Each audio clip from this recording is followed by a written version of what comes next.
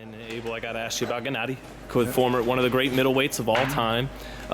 We saw against Canelo in the rematch, he rallied in the fight by moving and by using the jab and boxing. So do you think that's more the Gennady we see when he comes back, or back to Mexican style?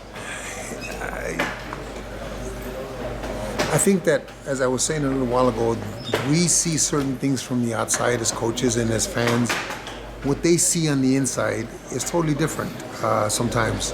And all we can do in a corner and all we can do is suggest. And when we suggest that and they don't see that, they're not going to make an effort. Canelo didn't throw any body punches in the two fights either, as he did in the Liam Smith fight and in the Rocky Fielding fight. So all we can do is get him to the post, get him prepared, get him in the best shape we can get him, mentally, physically, have a game plan. But when they get inside the ropes, sometimes that game plan that you had is not what's in their best interest. So they're going to do what they see is available to them. Is that sometimes what's best for the fighter? Because we're here saying, why Gennady's not fighting like Gennady, but he was winning rounds fighting like that. So but would you rather them just listen to what the game plan was? No, they have to do what they see. What they see inside, they have to, because that's what makes them comfortable. That's what's going to allow them to not have second thoughts. People talk about, well, he didn't have a plan B and a plan C. Hell, nobody has. If I can't beat you with plan A, I can't beat you with plan B. If I can't beat you with my best plan, it's going to be difficult. So, but Canelo also fought a good fight. I think you have to give credit to the kind of fight that it was. Canelo fought a great fight. Both fights. That is controversial.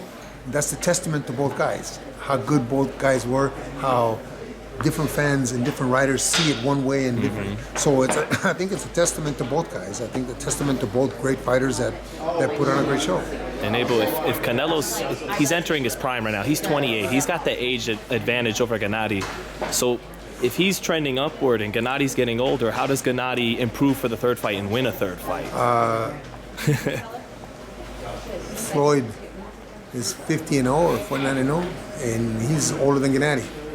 Okay, so it all depends on what they have inside. I think age is a number. If they take care of themselves, as Gennady does and as Floyd does, as Bernard did, I think that age is a number. I think that skills and intelligence and the ability to get yourself ready is going to win over age. I think that Canelo may be coming to his prime. There's a lot of fighters coming into their prime right now at 28 on a different level than Canelo, and Canelo's going to beat them. Why? Because they're coming into their prime. Doesn't matter. I think skills is going to be what's the important thing. But they always say Father Time's undefeated. So how do you hold that? You know what? MF or to off? This day, Golovkin hasn't been dominated by anybody. Okay, and when that happens is when I will say Father Time. When Miguel Cotto fought his last fight against Saddam Ali.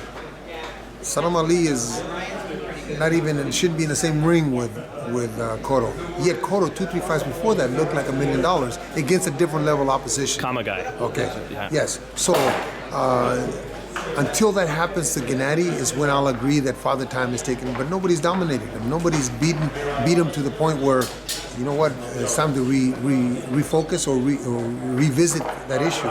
So until that happens, I can't say Father Time is even something that we're concerned with right now. And lastly, Abel, you saw them right up close, closer than anybody else, Canelo and Jacobs. Who's the better fighter? Who's the superior fighter? And who wins the fight? Well, those two guys are fighting for the consolation bracket. They're fighting for the loser's bracket. They're fighting for Gennady's belts. He's beaten both of them. I think that Canelo wins. I think that it's a 60-40 fight, but the difference is going to be that Canelo has to take a chance and try to do something different to Jacobs than Gennady did. And when he's taking those chances, Jacobs may have an opportunity to land some shots. But Canelo's the better fighter. Canelo's more skilled. Canelo's a better boxer, better hand speed. He should win. Does he have to come out in the same mentality he did with Gennady in the rematch, go forward? I think that he has that pressure on him because of trying to prove something.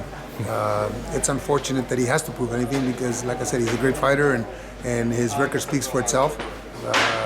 Danny's a good fighter too, but I think that Danny's on a different level than Canelo. And lastly, do we get a great fight out of them, or do you think? No, it's a great fight. Okay. It's a great action. fight. It's an action fight because Jacobs is going to come at Canelo, and Canelo's going to have to fight. And when he's You don't taking think those Jacobs will chances, stay away, try and no, box? And... I think that he's hungry. I think that he's been waiting too long to be the star, and I think he's going to go after, just like he did against Golovkin at the beginning. But I don't think Canelo pops like Golovkin does, and it scared Danny when he knocked him down in the fourth. But I think that Danny is going to put up a heck of a fight. Canelo still wins it. Abel, thank you so much, man. You've been so gracious with your time today and always You're are. welcome. Thank you, brother.